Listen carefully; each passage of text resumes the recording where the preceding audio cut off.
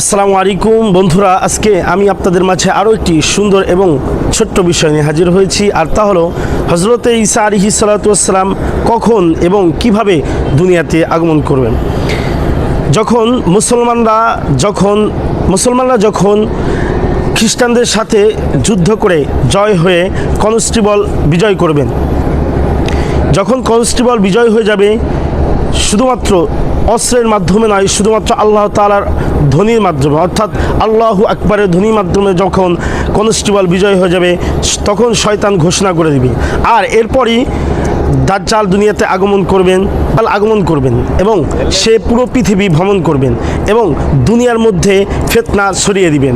এরপরই হজরত ঈসা আলাইহিস সালাতু ওয়াস সালাম দুনিয়াতে অবতরণ করবেন।